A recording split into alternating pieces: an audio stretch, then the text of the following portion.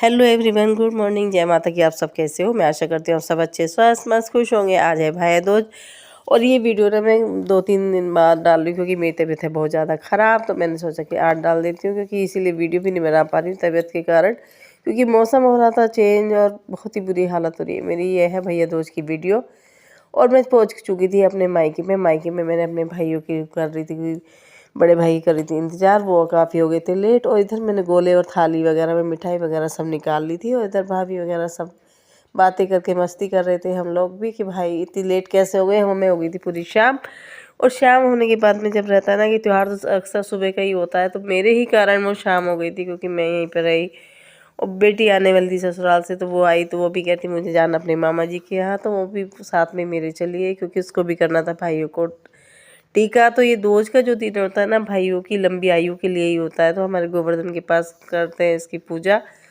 और कहानी सुनी जाती है गोलू को रख के। तो फिर हम सब चल दिए थे।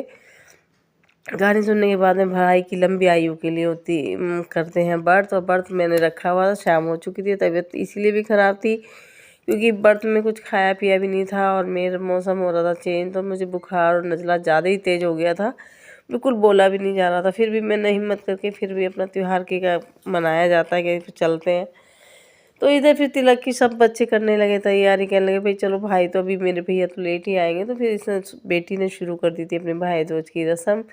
तो इसने टीका वगैरह शुरू कर दिया था।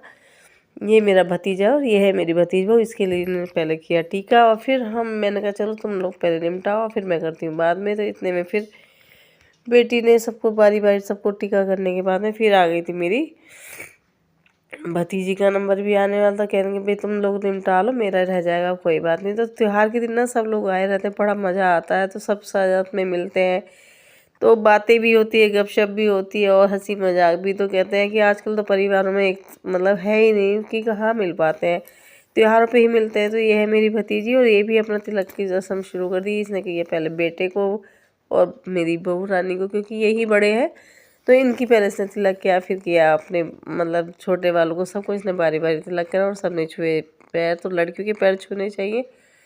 और ये है मेरा छोटा बेटा, इसको भी इसने तिलक किया और तिलक करने के बाद में फिर अपने मतलब भाभी इसकी भतीज बहू है जो इसके हुआ था मेरा मतलब बेटा, तो उसकी भी करी। इतने में फिर मुझे पता चला आ गए मेरे बड़े भैया, तो मेरी भी तैयारी हो गई थी शुरू।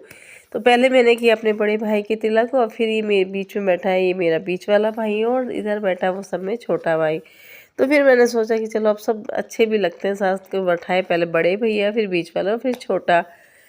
और एक भाई मेरा बाहर रहता है तो उसको मेरा आना जाना कम ही रहता है, तो इसलिए मैंने पहले सबको तिलक कर